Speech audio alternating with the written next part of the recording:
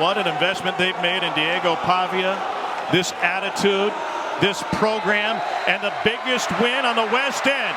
Vanderbilt takes down #1 Alabama.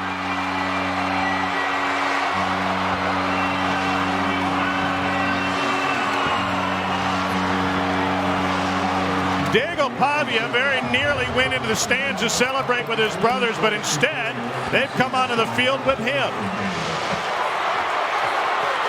And the rest of the students will do the same. Somewhere in that maelstrom is Alyssa Lang.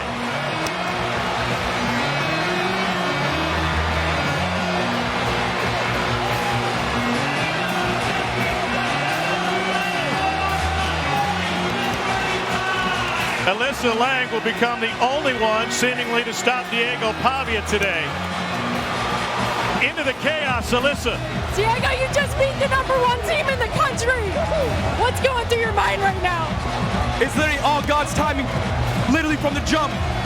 God gave me a vision when I was a little kid, and he don't let back any promises. It's God's time. Like, I'm super thankful for guys like Eli Stowers. Man, that kid's incredible. For the rest of our team, look at this. Look at this. Daddy, we're fucking turned. Diego, what were you saying to your team to finish this game? Shit. Games like this change your life, you know what I mean? It's all about hype nowadays, and I don't like it like that, but it's the reality of NAL and all that stuff. But no, just stay grounded, be where my feet are, and every single day tomorrow I gotta work on Kentucky. You had 70 family members here. What did it mean to do this in front of them? Where they at? Where they at? Where's the family at? Where's the family at? Come on! We got Coach Lee here as well. Coach!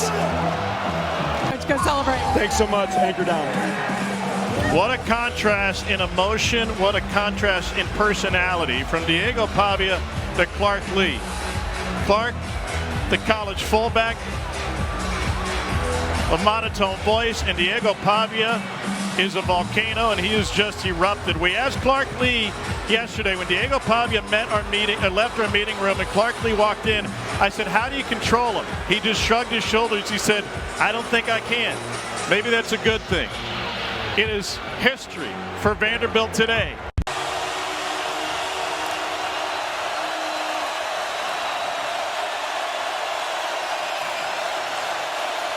Yamaliaba, this is going to be the last play of the game.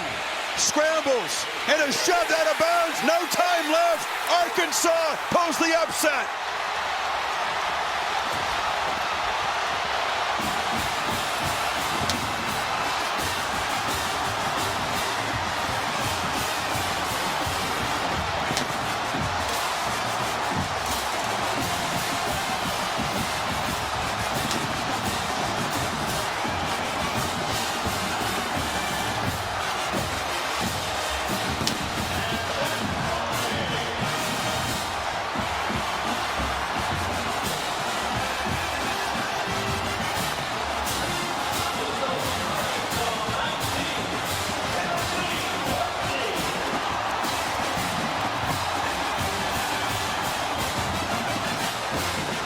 Well, the Hogs are in heaven along with their fans.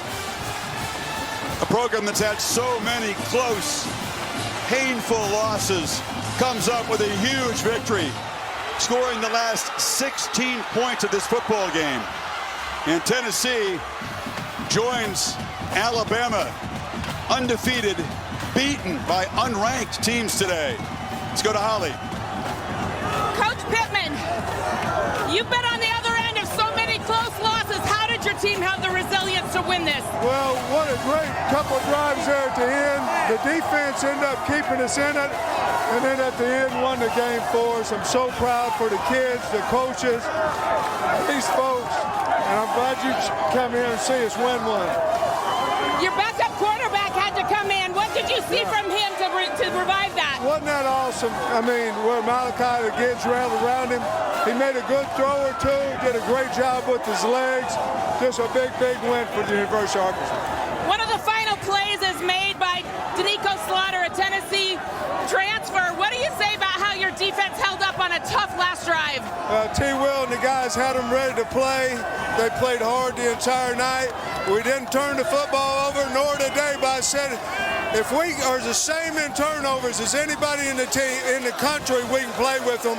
Tonight we proved it. All right, how many field storms have you been a part of here as the head coach? Well, 2 now, you know. I think the AD is going to be mad, or maybe he won't be. I don't know. Right now, I don't care. Thank you, Coach. Go home. Go home, baby. Pittman, for now, the goalposts are safe. They're going to slowly lower them. Last play. Williams, the running back. Tyron Lacey, the motion man. Pump fake, Nussmeier goes back shoulder. Touchdown! Tyron Lacey! And LSU wins!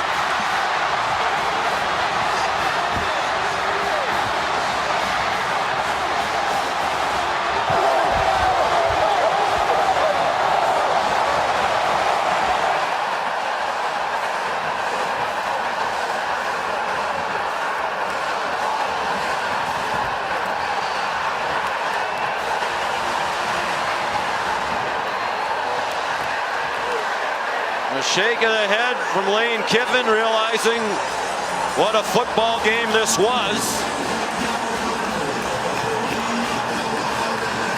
What a win for LSU. Their first lead of the night comes on their first play of overtime. Tyron Lacey, the winning touchdown, his 5th catch of the night. Here's Molly with Brian Kelly, who's still undefeated at night at Tiger Stadium. Coach, you told us this game was going to come down to your skill players making plays, and you were right. How much confidence did you have before that game-winning play? Well, Nussmeier is just, you know, he's such a competitor. He got it to Tyron Lacey, who's been, you know, big for us. And we needed to make a play down here. We've been down here all night and kicking field goals, and as I told you, coming in at halftime, or coming on the third quarter, you got to score touchdowns. And they got the field goal, we got the touchdown. Great game. Both teams played great tonight, and we made the big play when we needed to. Coach, at the end of regulation, you decided to kick a field goal instead of go for 2 to win it. What does that say about the confidence that you have? Well, an extra point, not a field goal. What does that say about the confidence you have? I just felt like we had been behind all game, and the kids worked so hard to come back in this game. I didn't want to take that away from them. I wanted to go with the high percentage here, kick it, go into overtime, and celebrate like this. For now, we'll see if he motions. He will come in the backfield alongside Thorne. And now sprints wide left. Thorne looking middle, and what a catch! Lambert Smith came down with it. Earlier in this game, or was it Des Ricks? And here again, just look at him climb the ladder and pull that ball down. Can the Aggies answer? Down 43-41.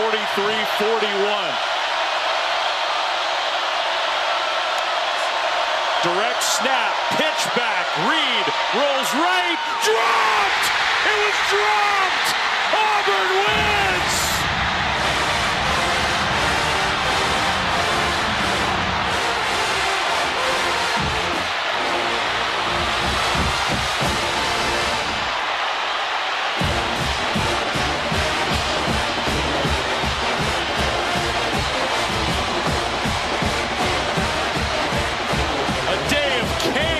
In the SEC around college football, and no different here at Jordan DeHare.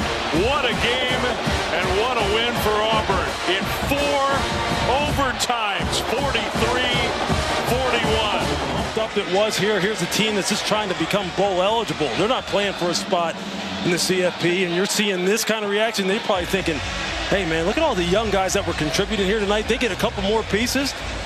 This kind of celebration could be because we won a national title, or we've done something. Have that same belief and trust in these other guys. They have a lot of good players, but they don't have those kind of guys that you can depend on in those situations.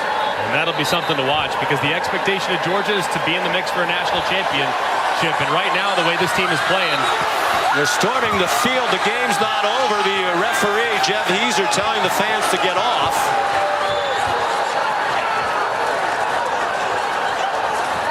So Kirby Smart will not be vacationing in Oxford. Lane Kiffin not happy about this development. Kirby's first career loss back in 2016. Georgia's last trip to Ole Miss was here.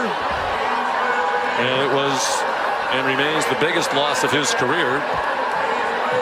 And now they lose to Ole Miss for just the second time in the last 13 meetings, both here in Oxford. And they're trying to get the fans off the field.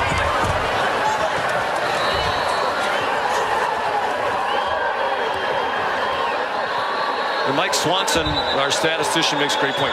You can't forget what Austin Simmons did in this game. Yes. One of the great offenses in college football, now coupled with a great defense. And they're still alive with an eye toward the college football playoff. Lane Kiffin has his biggest win. Ole Miss has its first home win against an AP top 2 team ever, and just their second all-time in 26 games against the top 2, home or away. And right now, Lane just wants to get off the field.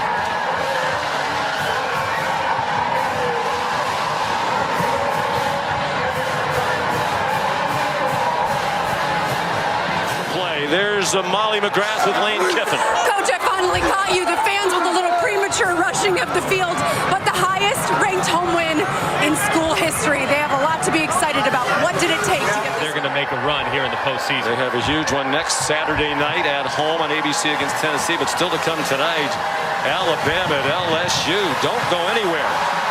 Final score tonight here in Oxford. Ole Miss 28, Georgia 10.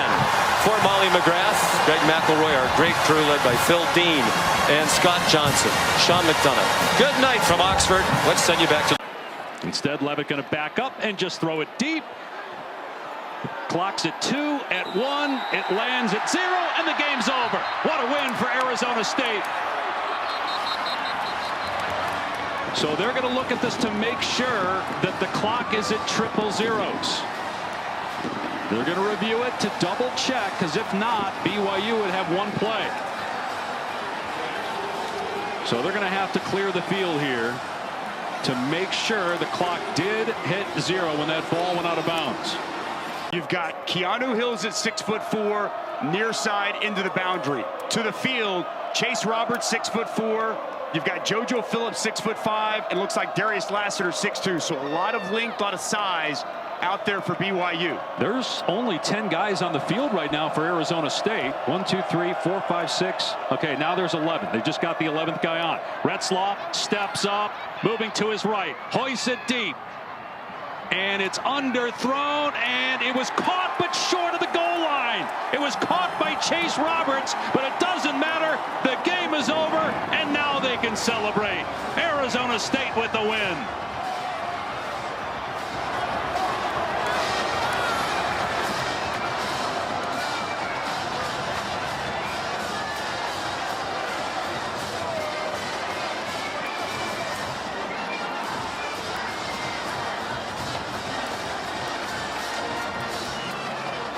Retzlaff did not throw it deep enough. A little surprised. Well, he had some pressure, had to move to his right. He had that size out there. Chase Roberts, interestingly enough, a week ago against Kansas when they got stopped, they were just about 2 yards short of the first down and about 4 yards short of the end zone here today. A valiant comeback for BYU, but comes up short, and a massive win for Arizona State. And a 4-way tie atop the Big 12 standings. 4 teams with 2 losses. A stunner at Syracuse. The Orange come from 21 down and take down Miami.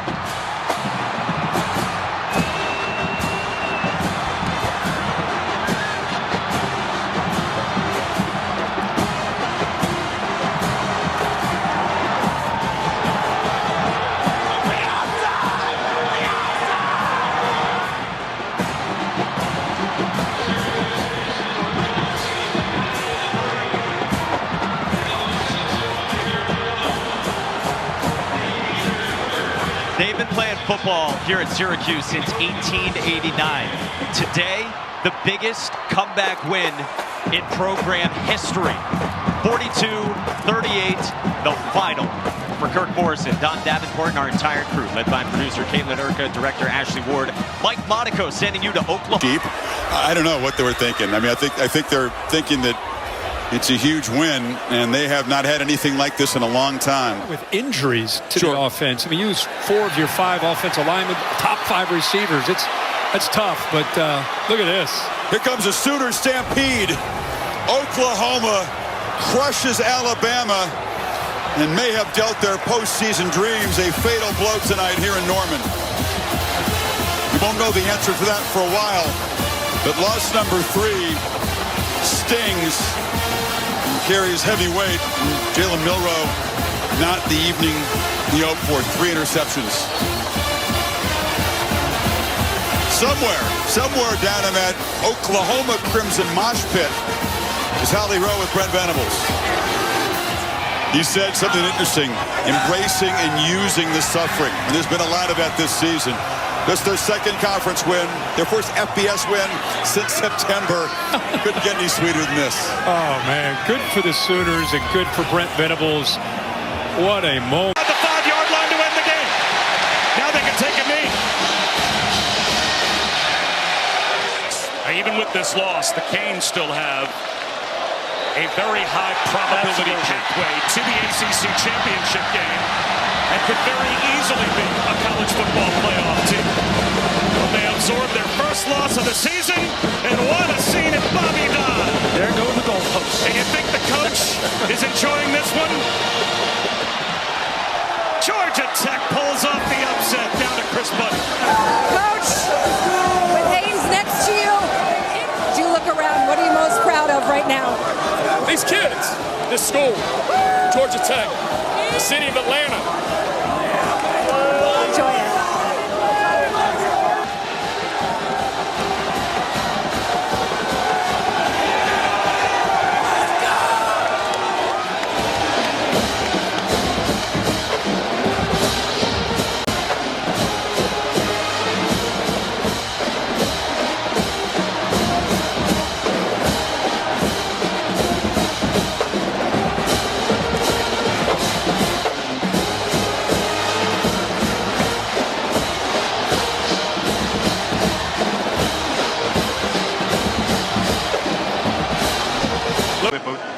Does it happen before next week? I think they stick with him. It's kind of a, it's not his usual night. And everyone's entitled to a bad one. They'll chalk it up as that. Down come the goalposts. Arizona. For so many years to have their chance to sit at the big boy table. The BCS, only 2 teams. The 14 playoff, really hard for group of 5. 12 team, they get a seat at the table. And look out.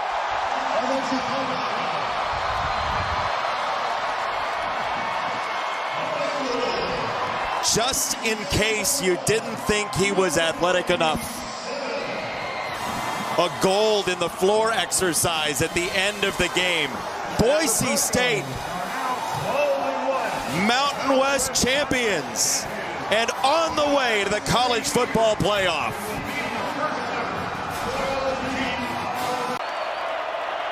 Moss to the end zone, intercepted, Coy Parrish.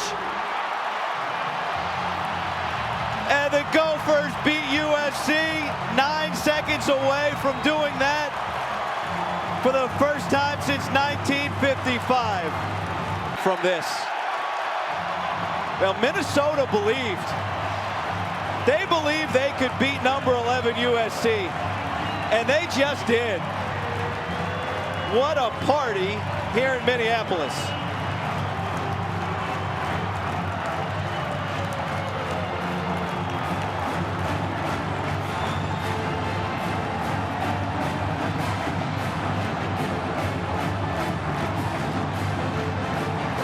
Minnesota, its first top 25 home win since 2021.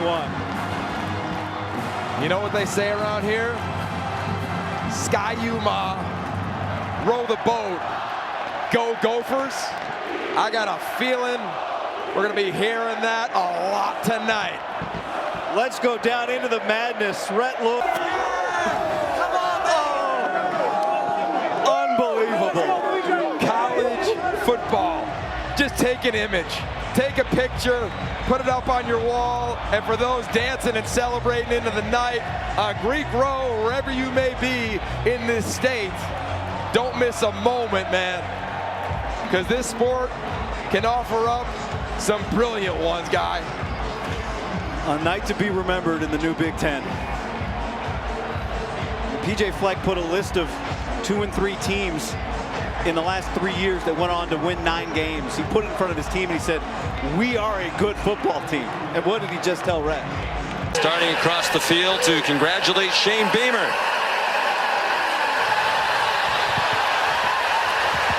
And here they come.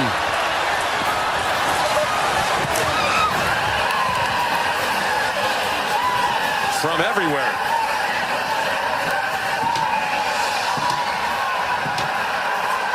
24-point win against the number 10 team in the country. There's Molly with Shane. Coach, you had fourth quarter leads against Alabama and LSU. You let it slip through your fingers. Why was tonight different? Physical too. And we showed that tonight to run the ball like we did. I mean, there's no better environment in college football. I mean, look at this. So many explosive plays for your offense. How are they able to find so much success against what everyone called such a physical A&M defensive front? Final score here in Columbia, South Carolina. The Gamecocks 44, the Texas A&M Aggies 20. Try to lateral it a bunch, but let's see what happens. Here it is. Salter throws it in the flat and let the games begin. Flip down, tackle down, ball on the turf, ball blown dead. Celebration part 2 for win number 1 for Kennesaw State at the FBS level.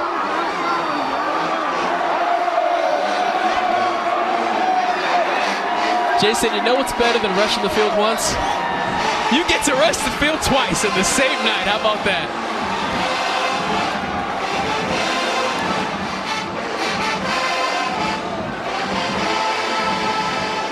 Jamie Chadwell's team going to have an interesting trip back to Lynchburg, Virginia. They'll go there for the first time in his tenure after a regular season loss. And for the first time at the FBS level, it is victory celebration time here at Kennesaw State. Game ain't over. Game is not over, boys. Y'all don't know LSU ball. Tell me.